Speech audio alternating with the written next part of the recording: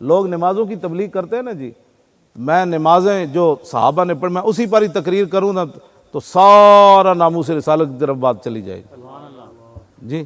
حضرت سلمہ بن اکوا یہ وہ صحابی ہیں جو گھوڑے سے تیز دوڑتے تھے۔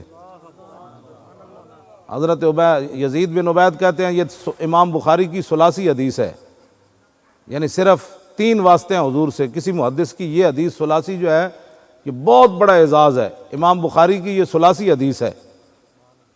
یزید بن عبید کہتے ہیں کہ میں صحابی رسول کے ساتھ جب بھی سلمہ بن اکوا کے ساتھ نماز پڑھنے کے لیے جاتا تو وہ اس ستون کے ساتھ کھڑے ہو کر نماز پڑھتے جہاں قرآن مجید رکھا ہوا تھا۔ تو میں نے پوچھا جی آپ جگہ ساری خالی ہوتی ہے، آپ اس انتظار میں رہتے ہیں کہ میں نے اس ستون کے سامنے نماز پڑھنی ہے، تو اس کی وجہ؟ تو آپ نے فرمایا کیا پوچھتے ہو، میں نے حضور کو اکثر یہاں نماز پڑھتے ہوئے دیکھا۔ شوق تیرا اگر نہ ہو میری نماز کا امام، کہتے میں نے حضور کو یہاں پڑھتے ہوئے دیکھا۔ یہ بخاری کی ثلاثی حدیث ہے، یہ کبھی سنی آپ نے؟ یار حق حضور کی شانیں چھپائی گئی۔ اتبان بن مالک کی آنکھیں کمزور ہو گئیں، یہ بھی بخاری میں ہے۔ انہوں نے عرض کی حضور آپ میرے گھر تشریف لائیں، ایک جگہ آپ نماز پڑھیں تاکہ میں اس جگہ پر نماز پڑھا کروں۔ تو میرے آقا نے یہ تو نہیں فرمایا نماز تو نے خدا کی پڑھنی ہے اور خیال میرا رکھنا ہے۔ شوق تیرا اگر نہ ہو میری نماز کا امام، شوق تیرا اگر نہ ہو میری نماز کا امام، شوق تیرا اگر نہ ہو میری نماز کا امام، میرا قیام بھی حجاب میرا سجود بھی حجاب۔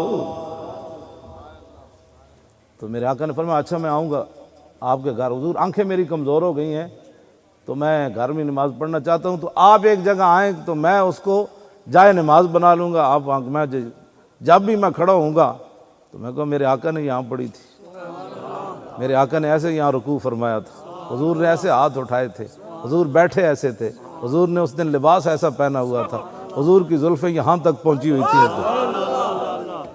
شوق تیرا اگر نہ ہو میری نماز کا امام، حضور نے سلام ایسے پھیرا تھا، رخسار مجھے ایسے نظر آئے تھے، پھر حضور نے ایسے پھیرا تھا، وہ چٹائی پھر ایسی تھی اس دن، حضور نے وضو یہاں فرمایا تھا۔ یہ ساری ادائیں تھیں جو حضور میں یاد کر کر کے نماز پڑھا کروں۔ شوق تیرا اگر نہ ہو میری نماز کا امام، میرا قیام بھی حجاب میرا سجود بھی حجاب۔ واہ کلندر واہ، کیا بات کر گیا۔ میرے آقا نے فرمایا میں آ رہا ہوں۔ حضرت اتبان بن مالک کہتے ہیں کہ میں نے دیکھا صبح صبح میرے آقا و مولا صدیق اکبر کو ساتھ لے کر میرے گھر آ گئے۔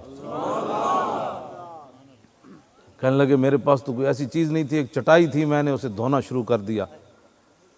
تو میں نے کہا جی جناب کیا نوش فرما، کیا کھائیں گے، کیا کھائیں؟ حضور نے فرمایا چھوڑو کھانے پینے کی بات، پہلے جس کام کے لیے بلایا وہ کام تو کرواؤ۔ صحابی کہتے ہیں میں نے وہ چٹائی دھوئی اور حضور کھڑے ہو گئے اور حضور نے نماز پڑھائی۔ ہاں جی، یہ باتیں ساری جو ہیں، پھر نماز کی باتیں تو یہ بھی بیان کرو نا، کیوں جی؟